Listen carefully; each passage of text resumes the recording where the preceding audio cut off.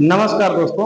देखिए, अब तक के वीडियो में हम लोगों ने बैंकिंग के बारे में पढ़ा और नॉन बैंकिंग फाइनेंशियल कॉर्पोरेशन के बारे में पढ़ा कि हमारे देश में बैंकिंग कैसे काम करता है और नॉन बैंकिंग फाइनेंशियल कॉर्पोरेशन क्या होता है और आरबीआई उनको कंट्रोल कैसे करता है। ठीक ना। आज हम एक नया टॉपिक पढ़ेंगे गरीबी के बारे में। गरीबी क्या होता है, गरीबी मापा कैसे जाता है और गरीबी के लिए काम क्या क्या करता है, सरकार गरीबी दूर करने के लिए काम क्या क्या करता है। इन सब मुद्दों पे, इन सब पहलुओं पर हम ध्यान देंगे। देखिए, गरीबी ना एक अर्थव्यवस्था का मुद्दा नहीं है, गरीबी वैश्विक स्तर का एक मुद्दा है, ये पूरे देश का एक मुद्दा है। ठीक ना। अब इसको हम लोग थोड़ा सा लिख के समझते हैं कि क्या है गरीबी। देखिए, शुरुआत में तो गरीबी 3 आधार पे मापी जाती थी। रोटी, यानी इसको हम लोग भोजन बोलते हैं। ठीक ना। वस्त्र यानी कपड़ा। ठीक ना। मकान। ठीक ना।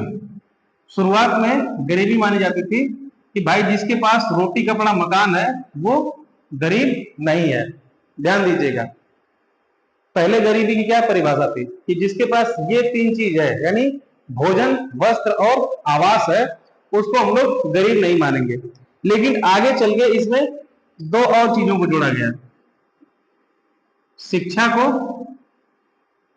और स्वास्थ्य को। ठीक है ना। इसमें 2 और चीजों को जोड़ा गया, शिक्षा और स्वास्थ्य। यानी कि प्रत्येक व्यक्ति की जो मूलभूत आवश्यकताएं हैं वो क्या क्या है, वो है भोजन, वस्त्र, मकान, शिक्षा और स्वास्थ्य। ये हर एक व्यक्ति की मूलभूत आवश्यकताएं हैं। ठीक ना।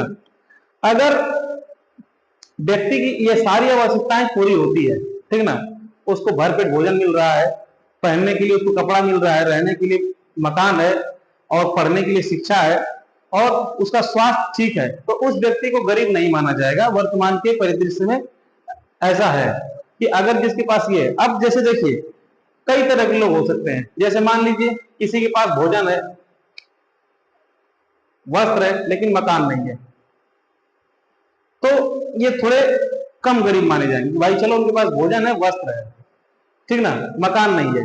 कुछ लोग ऐसे हो सकते हैं जिनके पास शिक्षा नहीं है, स्वास्थ्य नहीं है, यानी स्वास्थ्य हमेशा खराब रहता है, लेकिन ऊपर की 3 चीजें हैं, यानी रोटी कपड़ा मकान है। ऐसे व्यक्तियों को भी हम गरीब मानेंगे। ठीक ना। तो गरीबी का ये एक बेसिक जो लोगों की मूलभूत आवश्यकताएं है ना, अगर वो पूरी हो रही है, ठीक ना, तो उन व्यक्तियों को गरीब नहीं माना जाएगा। ठीक ना। अब थोड़ा सा इसको हम और समझते हैं। देखिए, गरीबी भी ना 2 प्रकार की होती है। एक एक होती है एब्सोल्यूट पॉवर्टी, एब्सोल्यूट पॉवर्टी यानी निरपेक्ष गरीबी। गरीबी में 2 के नीचे बिंदु आता है, गरीबी बोलते हैं उसको। ठीक ना। और दूसरा होता है रिलेटिव पॉवर्टी, यानी सापेक्ष गरीबी।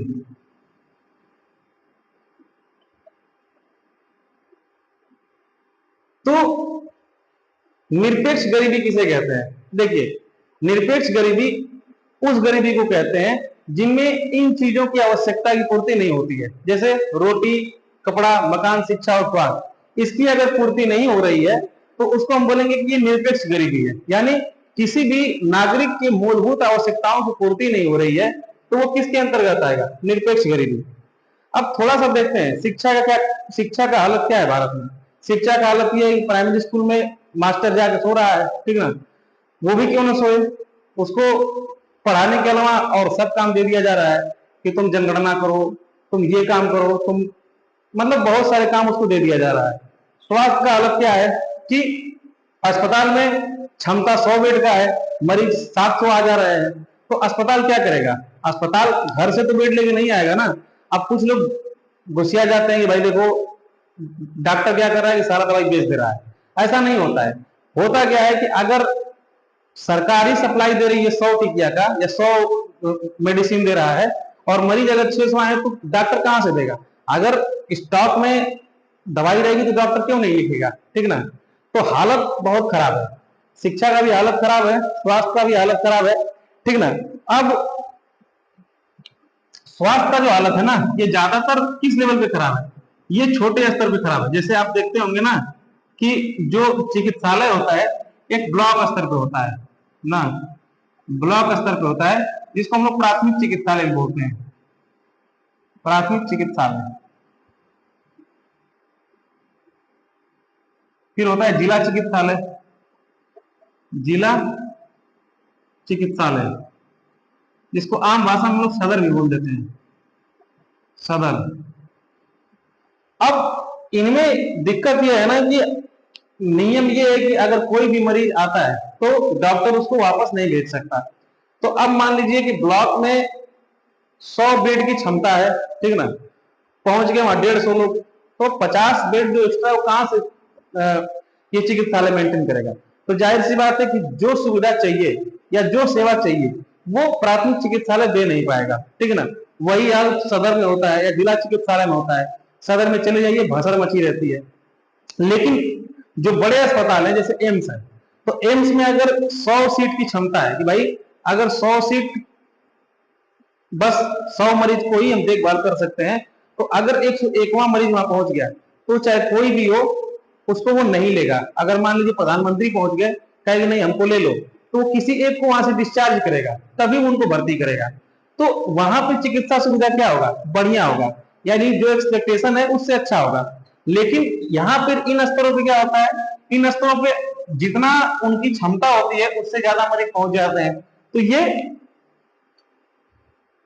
सही सुविधा उनको नहीं दे पाते हैं। अब इन मूलभूत आवश्यकताओं की पूर्ति नहीं हो पाती है। यही हाल शिक्षा में है, प्राथमिक विद्यालय का हालत देख ही रहे हैं, ठीक ना। तो यही सब चीजें हैं, ठीक ना। तो निरपेक्ष गरीबी किसे कहते हैं, निरपेक्ष गरीबी का मतलब ऐसे नागरिक जिनकी मूलभूत आवश्यकताएं पूरी नहीं हो पाती है।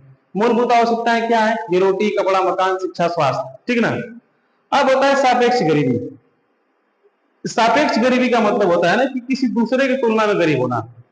जैसे मान लीजिए कि हम किसी ऐसे मोहल्ले में रह रहे हैं जहां सभी लोग अमीर हैं या सभी मेरे से ज्यादा हैं, तो मान लीजिए उसके घर में फ्रिज आ गया, तो बोलेंगे, अब हमारे घर के लोग बोलेंगे मैं मेरे घर में फ्रिज नहीं है, अब फ्रिज हमारे घर में भी चाहिए, ठीक ना।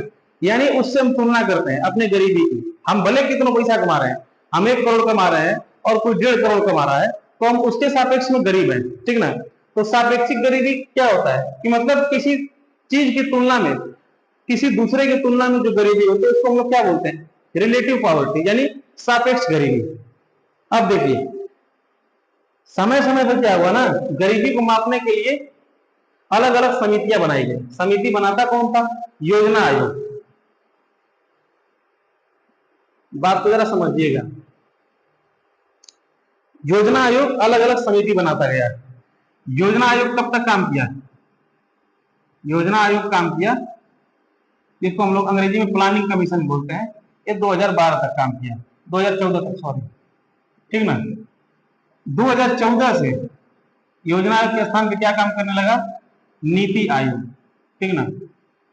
तो पहले क्या होता था ना कि योजना आयोग गरीबी को मापने के लिए या गरीबी का एक मानक तय करने के लिए अलग अलग समय पर अलग अलग समितियां बनाता रहा, ठीक ना। तो योजना आयोग ने जो सबसे पहली समिति का गठन किया वो कब किया, 1977 में किया, अलग समिति का गठन, अलग समिति का गठन किया।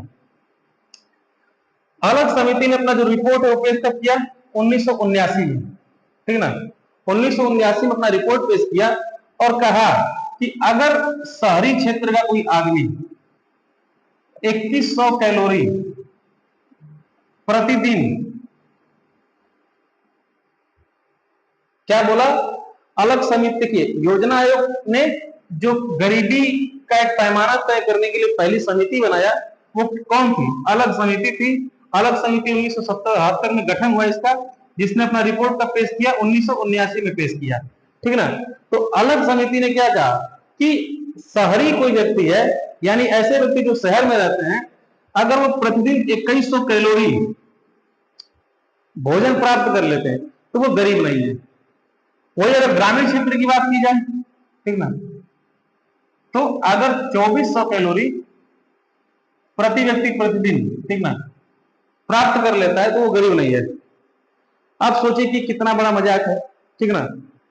2100 कैलोरी जो है ना, या 4 रोटी और थोड़ा सब्जी खा ले तो आपको 2100 कैलोरी ऊर्जा मिल जाएगी, ठीक ना। अब आप अंदाजा लगा लीजिए, मतलब 4 रोटी आप और थोड़ा सब्जी या चोखा खा लीजिए तो आपको 2100 कैलोरी ऊर्जा मिल जाएगी, और 5 रोटी खा लीजिए, 6 रोटी, तो ये 2400 कैलोरी ऊर्जा भी मिल जाएगी आपको।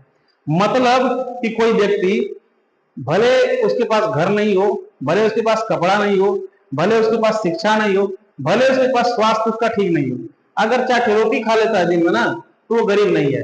ये अलग व्याख्या है। अलग क्या कहे कि भाई 2100 कैलोरी अगर ऊर्जा या 2100 कैलोरी उत्पन्न होने पर भोजन आप खा लेते हैं तो आप गरीब नहीं है।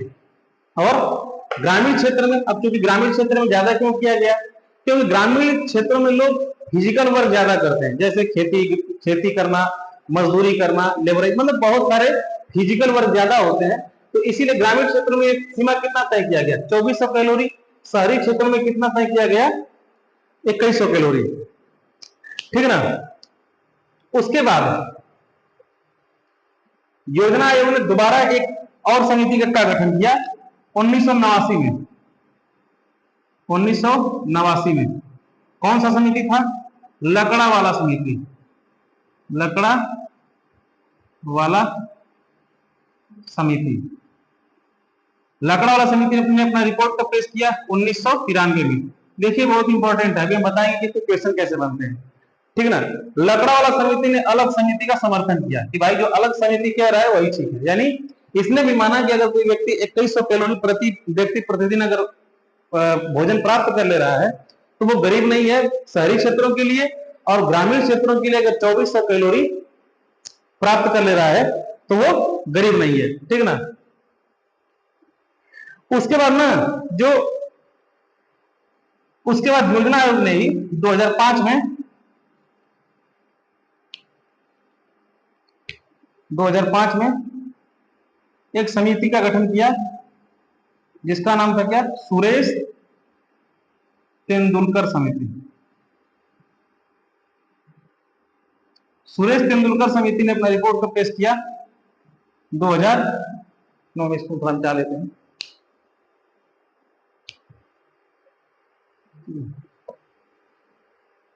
सुरेश तेंदुलकर समिति ने अपना रिपोर्ट कब पेश किया, 2009 में।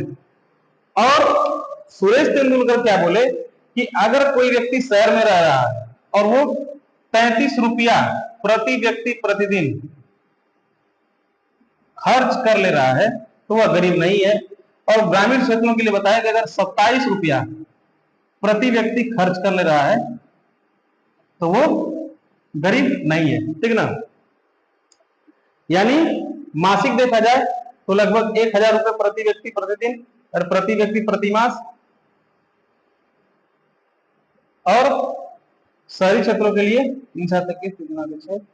827 रुपए प्रति व्यक्ति अगर प्रति मास खर्च कर रहा है तो वो गरीब नहीं है। अब बात को जरा समझिएगा, यही थोड़ा समझने लायक है, ठीक ना। इसको हम इरेज कर देते हैं, ठीक ना। उसके बाद हम आगे फिर से लिखेंगे इसको, ठीक ना। सुरेश तेंदुलकर 2005 में क्या कह रहे हैं कि अगर कोई व्यक्ति शहर में रह रहा है और वो 33 रुपया कमा रहा है, ठीक ना, तो वो गरीब नहीं है। इसका मतलब है कि अगर मान लीजिए 5 परिवार है, ठीक ना, अरे एक परिवार में 5 लोग हैं, 5 पर्सन है, ठीक ना, और इस परिवार की प्रतिदिन की आय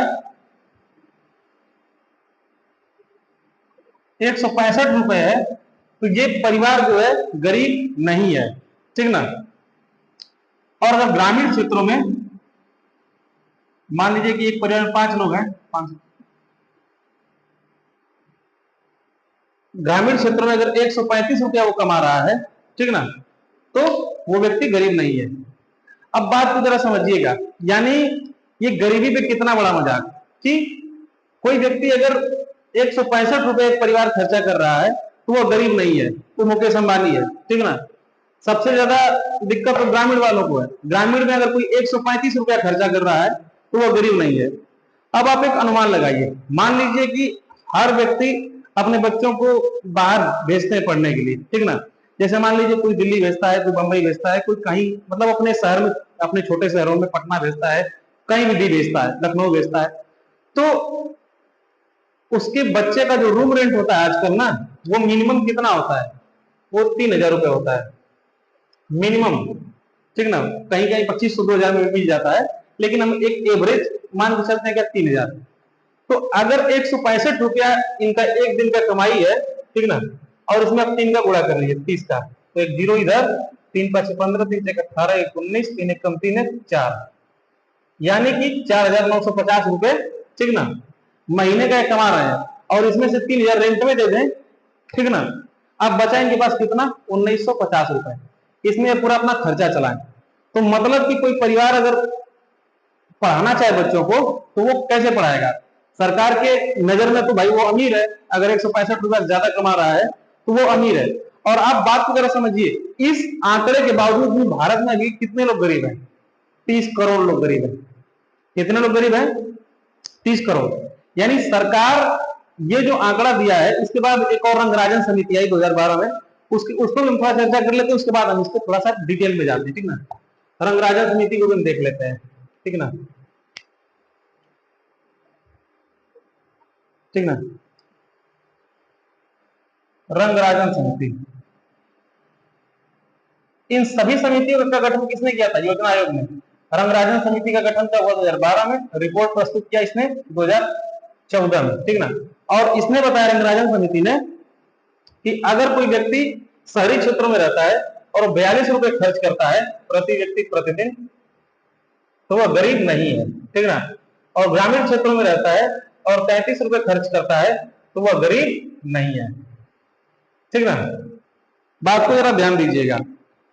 रंगराजन समिति 2012 में बनी, जिसका रिपोर्ट 2014 में आया, और रंगराजन समिति ने बताया कि अगर कोई व्यक्ति 42 रुपए प्रति व्यक्ति प्रतिदिन खर्च करता है और वो शहरी क्षेत्रों में रह रहा है, तो वो गरीब नहीं है, और ग्रामीण क्षेत्रों में 33 रुपए प्रति व्यक्ति प्रतिदिन खर्च कर रहा है, वो गरीब नहीं है, ठीक ना। तो चीजें समझिए आप, ठीक ना। यहाँ पे आपका प्रश्न कई बार कैसे आता है, थोड़ा सा हम प्रश्न को भी ध्यान दिलवा देते हैं, उसके बाद हम इसमें डिटेल डिस्कशन करते हैं। ये आप रट लीजिएगा, क्या रटना है आपको? योजना आयोग ने गरीबी मापने के लिए निम्नलिखित समितियों का गठन किया, जिसमें पहला समिति अलग समिति, ठीक ना, कब गठन हुआ? 1977 में। रिपोर्ट कब पेश किया? 1979 में। फिर दूसरा लकड़ा वाला समिति, इसका गठन 1989 में, और रिपोर्ट इसने कब पेश किया? 1993 में, ठीक ना। तीसरा सुरेश तेंदुलकर समिति, रिपोर्ट अरे गठन कब हुआ? 2005 में। रिपोर्ट कब पेश किया? 2009 में। उसके बाद हमारा आ गया रंगराजन समिति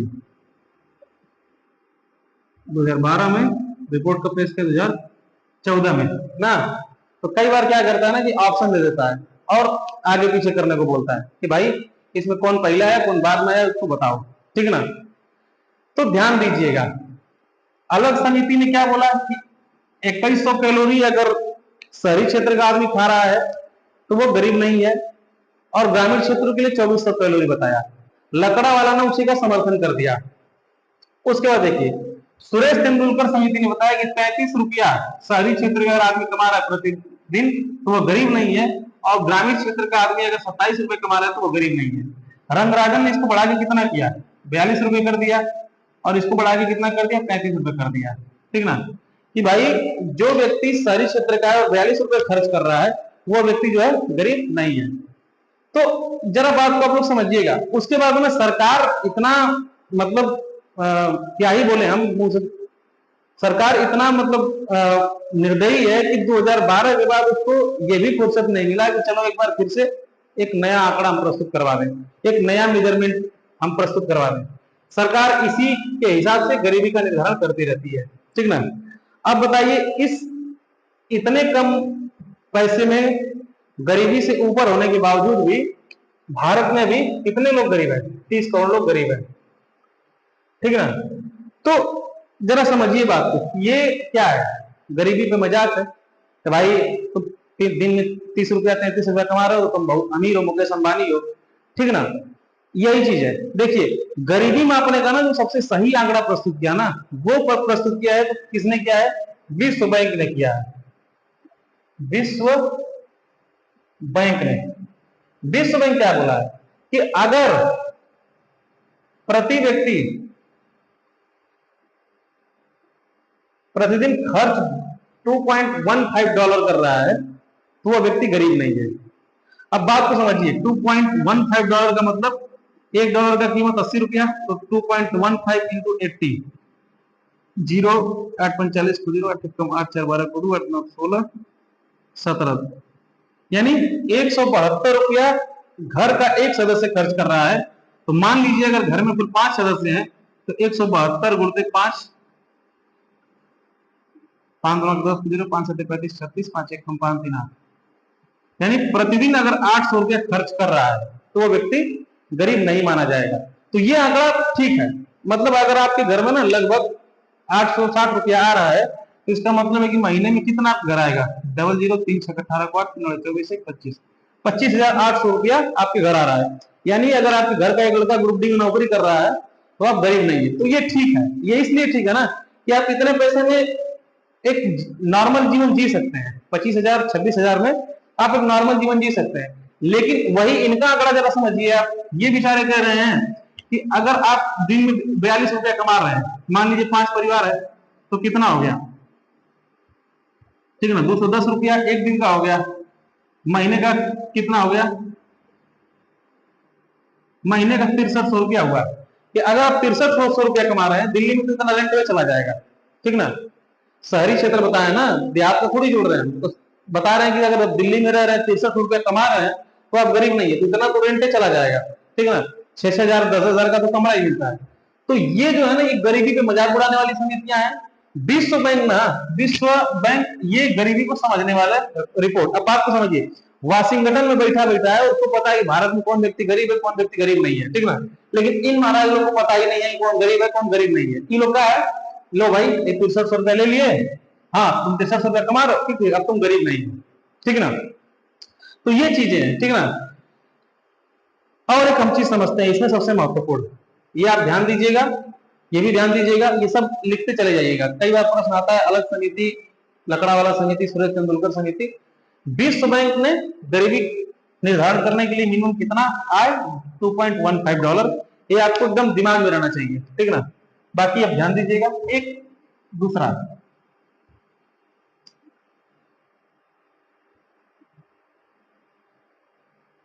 अब आप जानते होंगे जब जब हम लोग आय प्रमाण पत्र बनवाने जाते हैं, इनकम सर्टिफिकेट बनवाने, इससे पहले कि हम ये जाने कि हमारे देश में ना 3 तरह के राशन कार्ड होते हैं, एपीएल, बीपीएल और अंत्योदय, ठीक ना। ये 3 तरह के राशन कार्ड होते हैं। राशन कार्ड किसको दिए जाते हैं? गरीबों को दिए जाते हैं। क्यों दिए जाते हैं? ताकि उन्हें कुछ नहीं मिले तो कम से कम भरपेट भोजन तो मिले, ठीक ना। तो ये 3 तरह के राशन कार्ड होते हैं। अब एपीएल का जो फुल फॉर्म होता है, above poverty line, above poverty line. BPL का जो फुल फॉर्म होता है वो बिलो पॉवर्टी लाइन, मतलब पॉवर्टी लाइन से थोड़ा नीचे। अंत्योदय का मतलब होता है एकदम भिखमंगा, मतलब उसके पास कुछ भी नहीं है, ठीक ना। तो सबसे बड़ी बात है ना, ये पॉवर्टी लाइन निर्धारण कैसे करते हैं? तो भारत सरकार कहती है कि अगर किसी के घर 6,000 रुपए प्रति मासिक आय है, ठीक है, यानी साल भर मिला के 72,000 रुपए प्रति वर्ष अगर आ रहा है तो यही है पॉवर्टी लाइन। अब इसके नीचे जो रहेगा उसको क्या बोला जाएगा? बीपीएल, यानी below poverty line, below poverty line. और इसके ऊपर जो होगा उसको क्या बोला जाएगा? एपीएल, यानी एबव पॉवर्टी लाइन। बात को ध्यान दीजिएगा, नीचे बिलो पॉवर्टी लाइन और ऊपर एबव पॉवर्टी लाइन। और बाद में गवर्नमेंट ने एक और कार्ड लेके आया, क्या? अंत्योदय, ठीक ना। अंत्योदय एक नया इंट्रोड्यूस हुआ। इसका मतलब एकदम मतलब कुछ भी नहीं उसके पास है। देखिए, जानते हैं जितना हम गरीबी को समझते हैं ना, गरीबी उससे बहुत ज्यादा है। बिहार में गरीबी बहुत ज्यादा है। बिहार में, झारखंड में जो आदिवासी समुदाय के लोग हैं, उनको मतलब जो हम कल्पना भी नहीं कर सकते, उतना ज्यादा गरीबी है, ठीक ना। पता चल रहा है कि बारिश हो रहा है, ठीक ना, और आधा घर में पानी घुसा हुआ है, ठीक ना, ऊपर करकट है, मतलब बहुत ज्यादा गरीबी है। कभी अगर आपको गरीबी वाकई जानना है ना, तो लिखिए पॉवर्टी इन इंडिया या पॉवर्टी इन बिहार, और फिर गूगल इमेज में जाके देखिए आप, ठीक ना, फिर आपको पता चलेगा कि गरीबी कितना है भारत में, ठीक ना। दिल्ली या मुंबई में खड़े होकर अगर आप झुग्गी झोपड़ियों में नहीं जा रहे हैं, तो आपको गरीबी नहीं पता चल पाएगा, ठीक ना। तो सरकार क्या कह रही है कि अगर आप 6,000 से ज्यादा कमा रहे हैं, तो आप क्या है? Above poverty line. और अब देखिए, जब भी आप इनकम सर्टिफिकेट बनवाने जाएंगे ना, तो फिलहाल इससे कम का इनकम सर्टिफिकेट बनेगा ही नहीं आपका। भले आपके घर 4,000 रुपया इनकम हो, लेकिन इतना आपका इनकम सर्टिफिकेट में लिख के भेजबे करेगा। 6,000 रुपया है, 72,000 वार्षिक दिखाएगा, 6,000 मासिक दिखाएगा, और आपका यही बनाएगा, इससे कम का नहीं बनाएगा। अब गांव में क्या होता है ना, कि प्रधान जी से परिचय है, तो आप थोड़े संपन्न घर के हैं ना, तो भी आपका यही बना देता है कि भाई देखो, ये भी पॉवर्टी लाइन पे ही है। और अगर आप यहाँ पे भी हैं, मतलब अगर एग्जैक्ट 72,000 रुपए प्रति वर्ष आपके घर का इनकम है, तो भी आपको बिलो पॉवर्टी लाइन ही माना जाएगा। जब आप 72,000 प्लस यानी 72,001 रुपया कमा लिए, तभी आपको एपीएल यानी एबव पॉवर्टी लाइन बोला जाएगा। अब एपीएल जो कार्ड होता है ना, वो होता है पीला, ठीक है। बीपीएल जो होता है लाल, मतलब लाल होता है, और अंत्योदय जो होता है सफेद, सफेद कार्ड होता है। राशन कार्ड देखेंगे तो 3 तरह का होता है, पीला, लाल और सफेद। पीला वाले को ना खाली राशन मिलता है, लाल वाले को राशन के साथ चीनी मिल जाएगा, सफेद वाले को चीनी, दाल, ये सब मिल जाता है। हालांकि कोटेदार उसको कई बार देते नहीं है, तो ये सरकार की गलती नहीं है, गवर्नमेंट कोटेदार को भेजता है, कोटेदार बीच में खा जाता है, ठीक ना। तो ये बात है, पीला, लाल और सफेद 3 तरह के कार्ड होते हैं, ठीक ना। ये हमारा, इसके अगर ऊपर है तो एबव पॉवर्टी लाइन, इसके अगर नीचे है तो ये बिलो पॉवर्टी लाइन। विश्व बैंक मानता है कि कोई व्यक्ति अगर $2.15 अगर एक दिन में खर्च कर ले रहा है, तो वो गरीब नहीं है। हमारे हिसाब से विश्व बैंक का जो गरीबी मापने का तरीका है वो ठीक है, जजमेंटल है, लेकिन ये लोग मजाक उड़ाने वाली समिति है, ये पागल बना रहे हैं सब मिलके, ठीक ना। तो ये चीज है, ठीक ना। अब उसके बाद गरीबी का हम अगला वीडियो अभी तुरंत लेके आएंगे, ठीक ना।